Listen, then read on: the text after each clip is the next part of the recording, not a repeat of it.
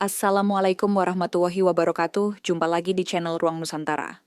Baik, tidak usah berlama-lama, mari kita simak bersama-sama ceritanya. Jauh sebelum peta membelah Kalimantan menjadi dua, Indonesia dan Malaysia, tanah Entikong hanyalah hamparan rimba lebat yang tidak tersentuh zaman. Di balik lebatnya pepohonan, suara burung enggang bersaut-sahutan dengan desir angin yang membawa harum, kayu ulin dan kapur. Hutan ini bukan sekadar hutan. Ia adalah rumah bagi suku-suku Dayak yang hidup berdampingan dengan alam sejak zaman nenek moyang. Salah satu suku yang mendominasi kawasan itu adalah suku Dayak Bidayuh, yang menamakan daerah tersebut Antikong.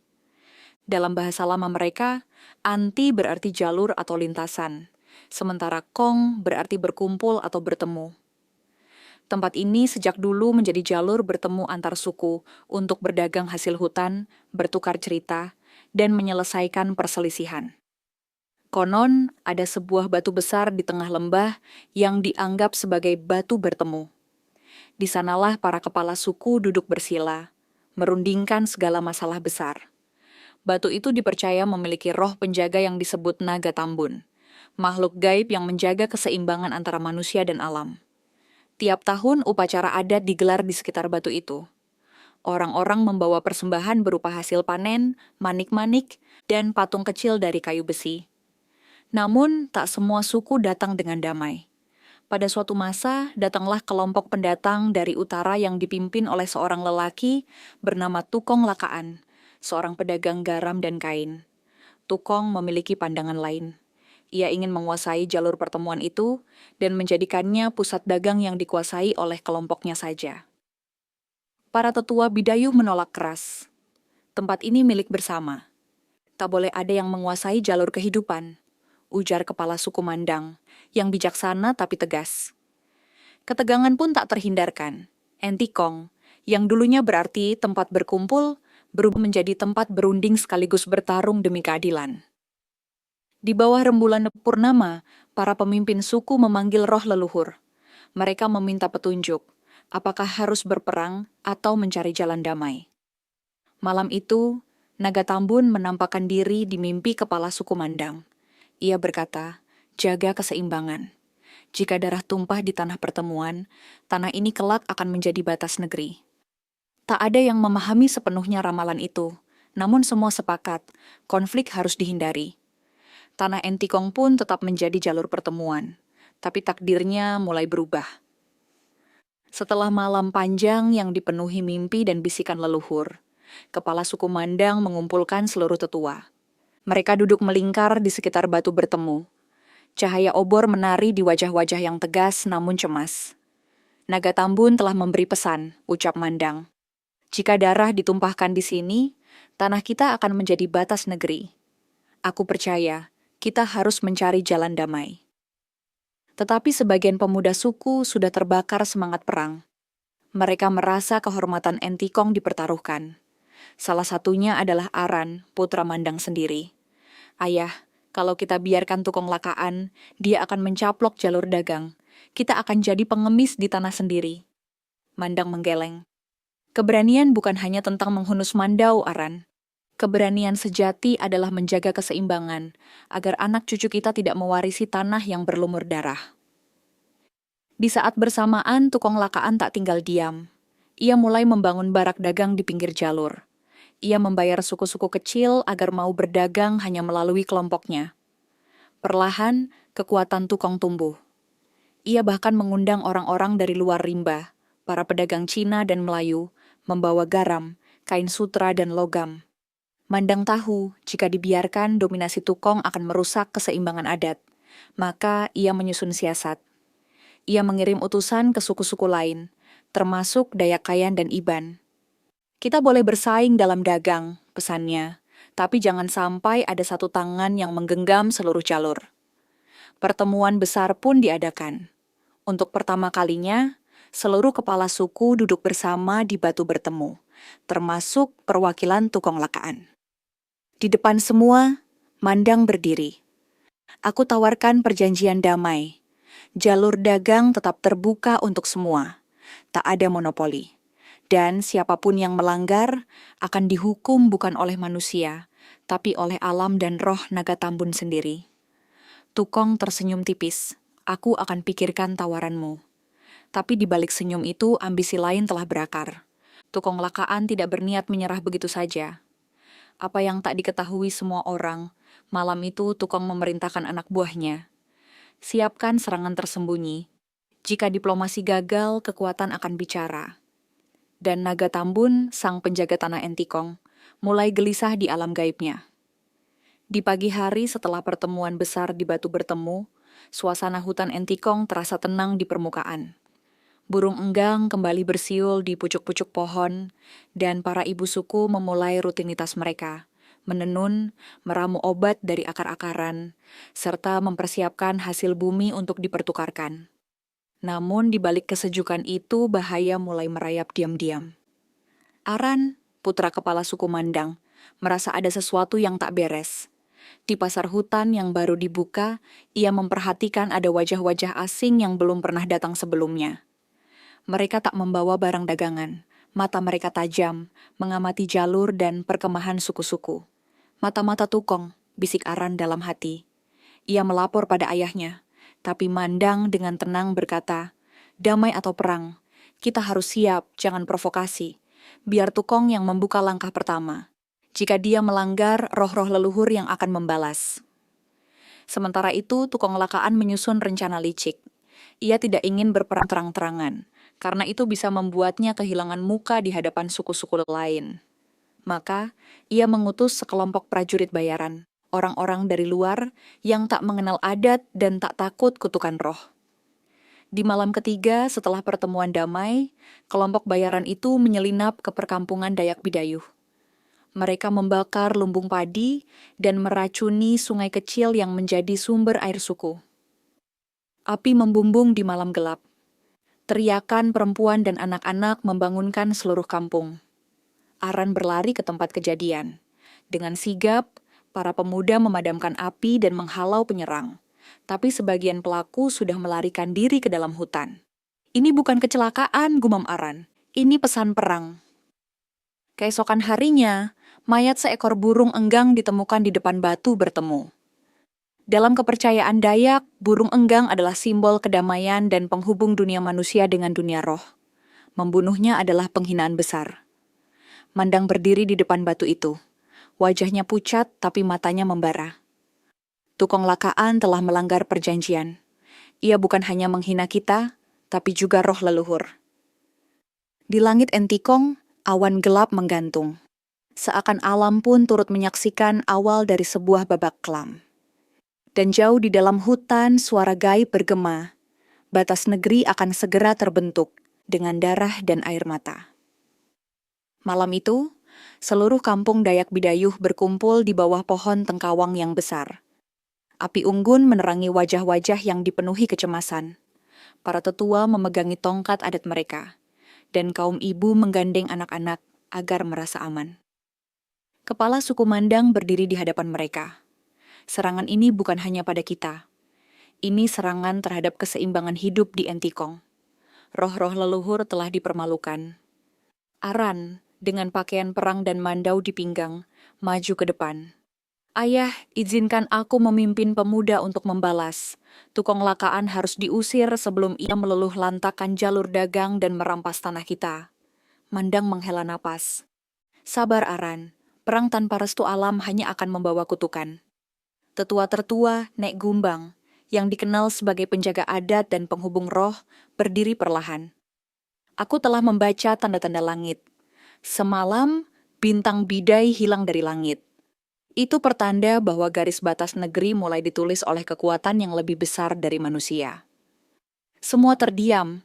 Bagi suku-suku Dayak, hilangnya bintang bidai menandakan perubahan besar yang tak dapat dibendung. Kita akan bertahan, lanjut Nek Gumbang. Tapi jangan mulai perang. Biarkan keadilan leluhur yang memutuskan. Namun keputusan Mandang untuk menahan diri tidak diterima semua pihak. Beberapa pemuda dari suku lain mulai kehilangan kesabaran. Mereka membentuk kelompok-kelompok kecil yang berniat melakukan pembalasan diam-diam.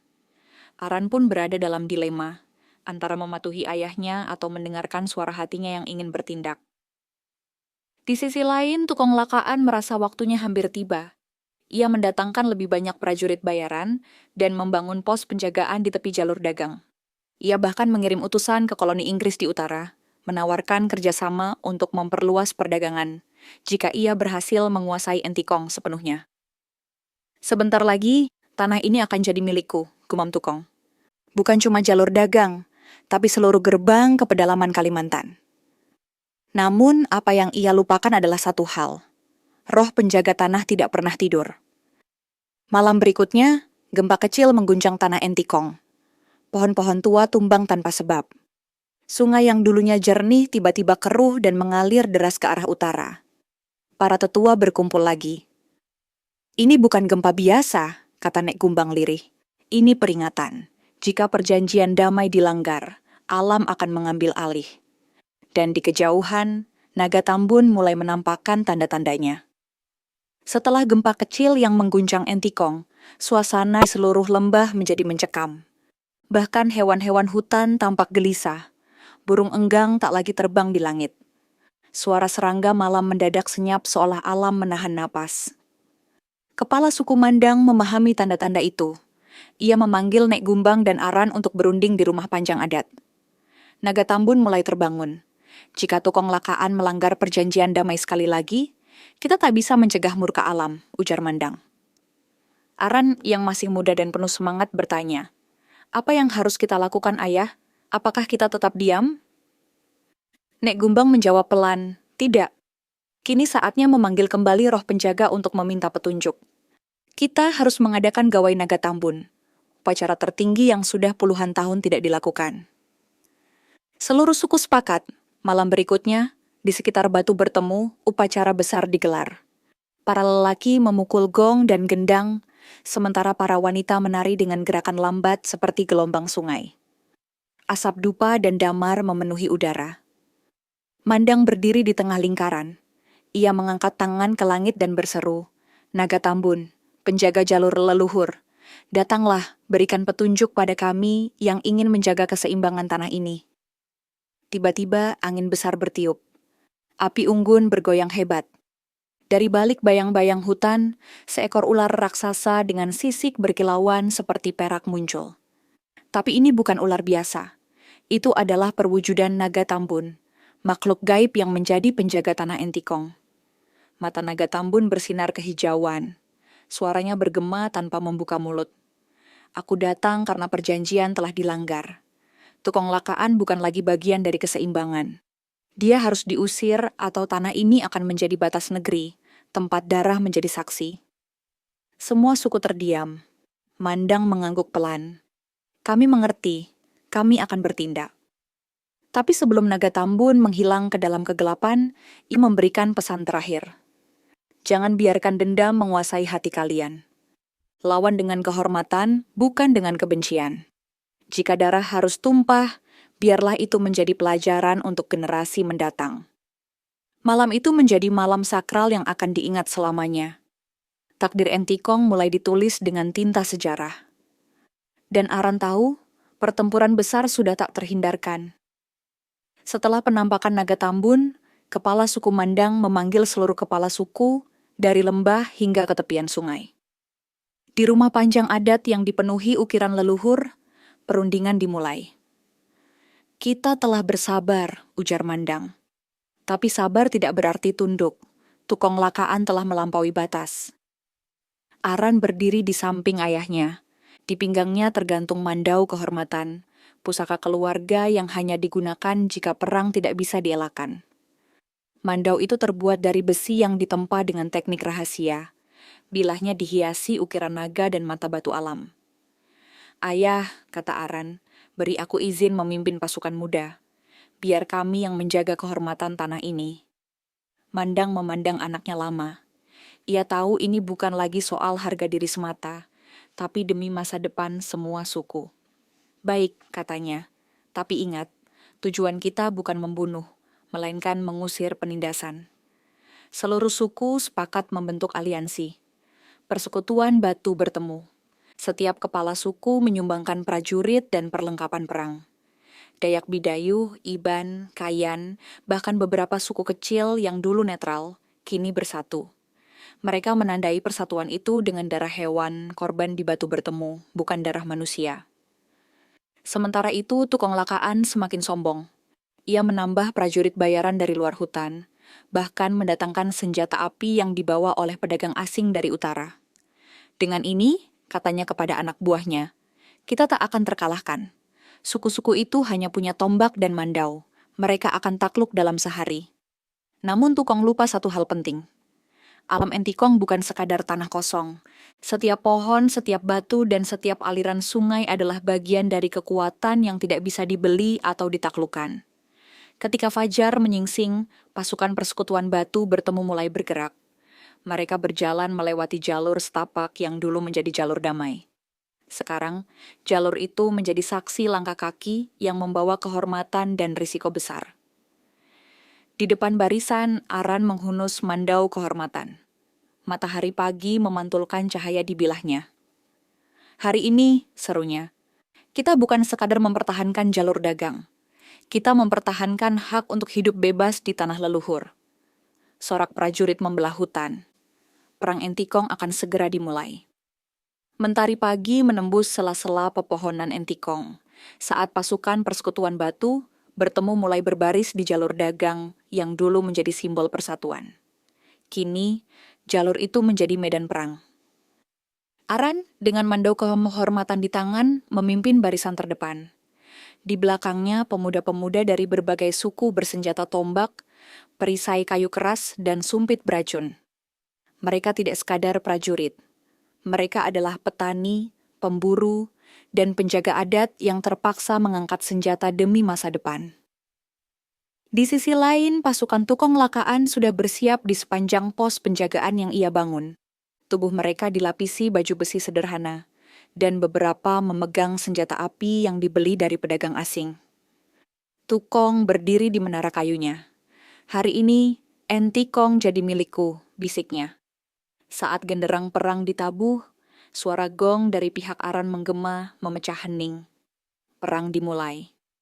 Pasukan Dayak menyerbu dengan formasi rapat. Mereka tidak menyerang membabi buta.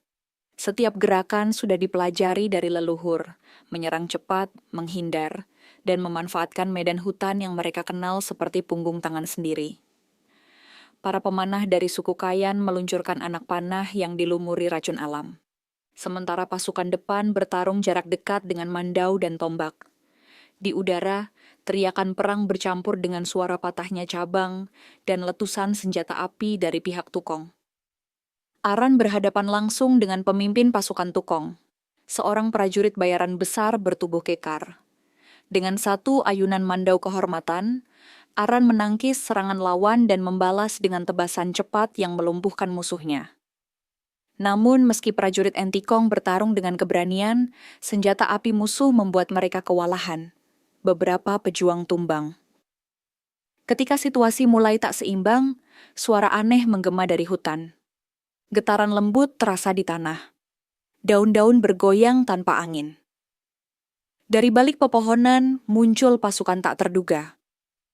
Suku-suku yang sebelumnya netral dipimpin oleh kepala suku janggut putih dari pedalaman, datang membantu. Mereka membawa perangkap hutan, hewan pemburu yang terlatih, dan barisan tambahan prajurit. Kami tidak bisa diam melihat ketidakadilan, seru kepala suku janggut putih. Dengan kekuatan baru ini, pasukan persekutuan batu bertemu menggempur balik. Jalur dagang menjadi lautan pertempuran, tapi kini keseimbangan mulai berpihak kepada para penjaga adat. Tukong Lakaan mulai gelisah di menaranya. Ia baru sadar, kekuasaan yang dibangun dengan keserakahan tak akan bertahan melawan kekuatan yang dijaga oleh adat, persatuan, dan roh leluhur.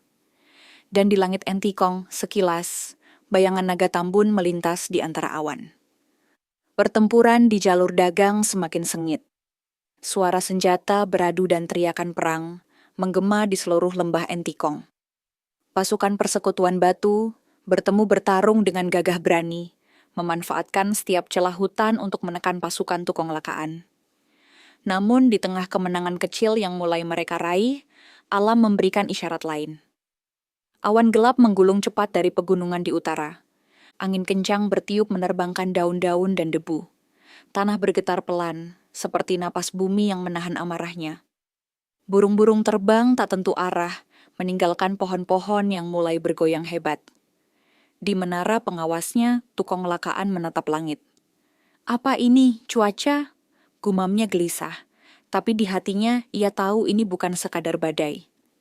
Di barisan prajurit Dayak, Nek Gumbang yang berdiri di belakang pasukan merasakan getaran tanah. Ia memejamkan mata dan berbisik. Naga Tambun telah bangkit sepenuhnya. Alam akan ikut berperang. Tak lama, gempa besar mengguncang Entikong. Tanah di bawah pos penjagaan Tukong retak, membuat menara kayu tempatnya berdiri goyah. Sungai kecil yang dulunya tenang, berubah menjadi arus deras, menghanyutkan jebakan musuh dan memutus jalur pelarian. Pasukan Tukong panik. Beberapa prajurit bayaran berusaha melarikan diri, tapi kaki mereka terperosok di tanah yang mulai berlumpur. Senjata api mereka menjadi beban, membuat mereka mudah disergap prajurit Dayak yang mengenal setiap inci medan itu. Aran memimpin pasukannya dengan tenang di tengah kekacauan. "Ini saatnya, majulah untuk tanah leluhur kita." Dengan teriakan semangat, pasukan batu bertemu menyerbu ke pusat pertahanan musuh. Di bawah langit yang bergemuruh, mereka bertarung tidak hanya dengan kekuatan manusia, tapi juga dengan keberanian yang diwariskan oleh nenek moyang. Tukong lakaan, yang kini berdiri sendiri di menaranya yang miring, memandang kehancuran yang menimpanya. "Tidak, ini tak mungkin.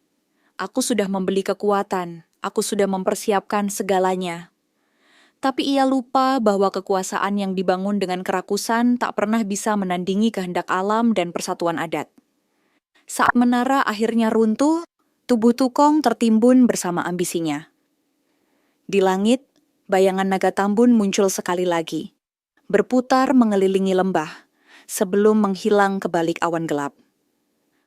Pertempuran telah dimenangkan, tapi perjuangan Entikong belum selesai. Ketika suara gempa mereda dan menara Tukong lakaan roboh bersama ambisinya, suasana di jalur dagang berubah hening. Hanya terdengar gemericik sungai yang kini kembali jernih setelah lumpur terbawa arus besar. Aran berdiri di tengah puing-puing pos penjagaan musuh. Nafasnya berat, bukan karena lelah semata, tapi karena memahami bahwa kemenangan ini datang dengan harga mahal. Banyak saudara yang gugur, banyak rumah yang hancur, namun kehormatan telah dijaga. "Perang sudah usai," gumamnya. Para prajurit persekutuan batu bertemu mengumpulkan tubuh-tubuh yang gugur, baik kawan maupun lawan. Dalam adat Dayak, bahkan musuh yang telah tewas harus diperlakukan dengan hormat agar roh mereka tidak menjadi pengganggu di dunia arwah. Nek Gumbang datang menghampiri Aran dan Mandang. Wajah tua itu letih tapi matanya bersinar. "Kalian telah menjalankan tugas leluhur. Kalian tidak membiarkan kebencian menguasai, hanya kehormatan." Di tepi sungai, kepala suku dari semua suku berkumpul lagi. Batu bertemu, yang sebelumnya menjadi saksi perundingan dan perang, kini menjadi tempat menetapkan masa depan. "Hari ini kita sepakat," ujar Mandang dengan suara lantang. "Tak boleh ada lagi kekuasaan tunggal di jalur dagang ini. Jalur ini milik semua suku dan harus dijaga oleh semua." Para kepala suku mengangguk. Bahkan kepala suku Janggut Putih, yang selama ini memilih netral, menyatakan, "Kami akan bergabung menjaga tanah Entikong. Tak akan ada lagi ambisi pribadi yang memecah persatuan." Upacara adat besar diadakan. Gawai penutup perang, bukan untuk merayakan kemenangan, tapi untuk mengenang pengorbanan dan memohon agar roh-roh leluhur memberi kedamaian bagi yang telah gugur. Aran memandang langit yang mulai cerah. "Kita menang, Ayah. Tapi Naga Tambun benar. Ini bukan kemenangan perang, ini kemenangan menjaga keseimbangan." Mandang meletakkan tangan di bahu anaknya. "Kamu tidak hanya menjadi pejuang, Aran. Kamu kini menjadi pelindung jalur kehidupan." Dan sejak hari itu, jalur dagang Entikong kembali dibuka. Tapi kini, setiap suku memiliki hak dan kewajiban yang sama. Tak ada lagi monopoli. Tak ada lagi penindasan. Namun tanpa mereka sadari, kekuatan lain dari luar mulai mengamati jalur itu. para penjajah dari barat yang suatu saat akan datang membawa batas-batas baru. Batas yang akan mengubah wajah Entikong untuk selama-lamanya. Tahun-tahun berlalu setelah perang besar itu, Entikong kembali menjadi jalur pertemuan yang damai. Suku-suku berdagang seperti biasa. Hasil hutan, rotan, damar, dan manik-manik berpindah tangan tanpa rasa takut.